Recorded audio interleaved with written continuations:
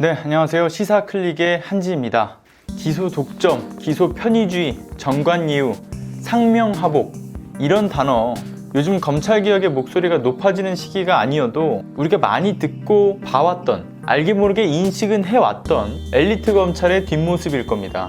검찰의 무소불위의 권력, 이것이 이토록 막강해졌던 그 시작점은 어디였을까요? 바로 이승만 정권 때부터라고 이야기들 합니다. 이승만 정권 때 당시에는 검찰의 권력이 경찰 권력에 비해서 정말 보잘것없는 수준이었다라고 이야기를 해요. 당시 이승만 정부가 남북분리가 자명해서 김구 선생 등 민족투사들이 반대하는 남한 단독선거를 진행하고 여기에 승리하기 위해서 정권에 대항하는 민족투사들이 골칫덩어리였기 때문에 이들을 탄압하기 위한 목적으로 친일 경찰들을 대거 다시 데려다 쓰게 됩니다. 그렇게 되면서 당시 이 경찰 인력의 70%가 친일 경찰들이었다고 하죠. 이런 경찰들의 권력은 영장 없이 당시 여당 의원들을 체포해서 구타할 수 있는 정도의 상황까지 힘을 과시했고요. 이런 경찰들의 월권적 행위가 대단히 위험했기 때문에 친일 경찰 세력들을 대응하고 이들을 지휘할 통제 권력의 필요성이 떠오르게 된 거죠. 그래서 당시 재헌국회의원들이 형사소송법이라고 하는 것을 만들어서 경찰 권력을 통제하게 검찰에게 권한을 몰아주다시피 했던 거죠.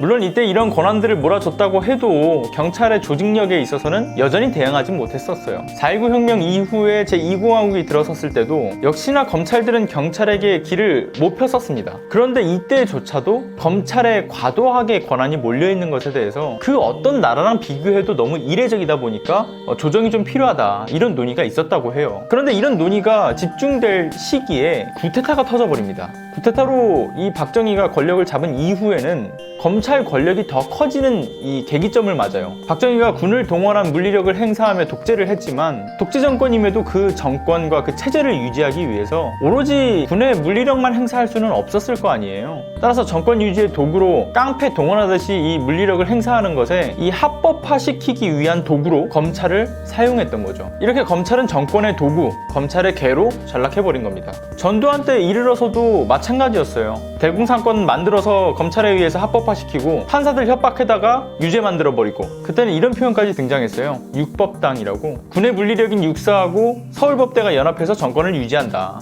이런 표현이 나올 정도로 검찰의 이 힘은 정말 걷잡을 수 없게 거대해져 버린 거죠. 오죽하면 김영삼에 이르러서는 법은 정치의 시녀고 검찰총장 1명하고 장관 20명을 비교하는 그런 표현들을 썼겠습니까? 김영삼 정권 때 한 검사는 언론과의 인터뷰에서 우리는 개다, 물으라면 물고 놓으라면 놓아야 된다, 이런 표현도 서슴없이 썼었습니다. 이미 이들의 적폐는 오래전부터 이야기되어 왔었고 알고 있었던 겁니다. 검찰은 정권이 바뀔 때마다 입맛에 맞추어 활동을 해왔어요. 이것이 이제 김대중 대통령과 노무현 대통령에 이르러서는 바로잡고자 하는 그런 어떤 시도들이 여러 차례 있었으나 정말 무참히 짓밟혔었던 거고요. 그리고 이어진 이명박근혜 정부에서는 이러한 육법당들이 다시 등장을 하면서 장관들 아버지가 법조인 출신이라든가 육사 출신이었다든가 유신 시절을 살았던 김기춘 같은 자들이 다시 등장해버린 거예요. 정리하자면 기득권층이 법치주의와 민주주의를 표방하면서 그 안에서 불법적으로 비인도적으로 검찰 권력을 키워왔던 겁니다.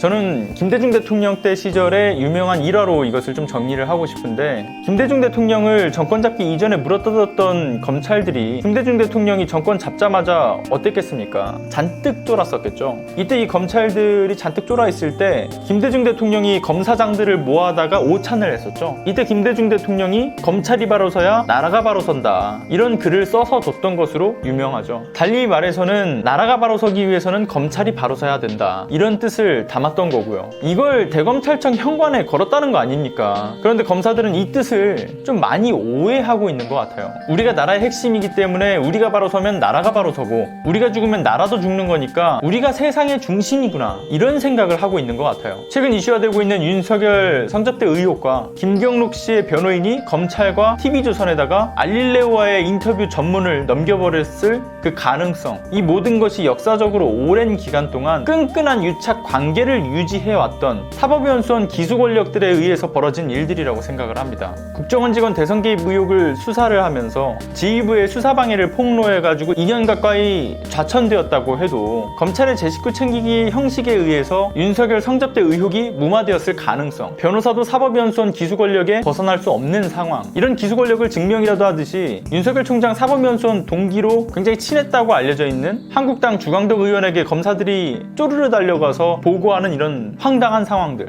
이런 걸 보면 기가 차지 않습니까? 이제는 검찰들이 보란듯이 이 무소불위의 권력들을 마음껏 휘두르고 있고, 심지어는 대통령이 검찰 수사를 공개적으로 비판한 날 이 대통령의 말을 무시라도 하듯이 윤석열 총장이 특수부검사와 수사관들에게 떡을 돌리면서 격려했던 그런 모습들, 검찰발 가짜뉴스들이 마구잡이로 지금 생산이 되면서 조국 장관을 통해서 대통령에까지 그 칼끝이 향해 있는 그런 상황인데요. 대통령을 포함해서 그 어떠한 권력보다 막강하고 국민에게 주권이 있는 나라가 아니라 검찰에게 주권이 있는 나라에 살고 있음을 우리는 잊어서는 안 됩니다. 그리고 검찰개혁의 의지를 조국 장관 사퇴를 외치면서 꺾으려는 시도를 하고 있는 이 야권의 꾀가 바로 기득권 세력이 어떻게 해서든 국민들의 머리 위에 군림하고자 하는 이 몸부림을 치고 있다는 것을 알아야 합니다. 잠시 뒤에 있을 서초촛불문화제에서 다시 한번 이 국민의 힘을 모아서 보여줘야 합니다. 잠시 뒤에 뵙는 걸로 하겠습니다.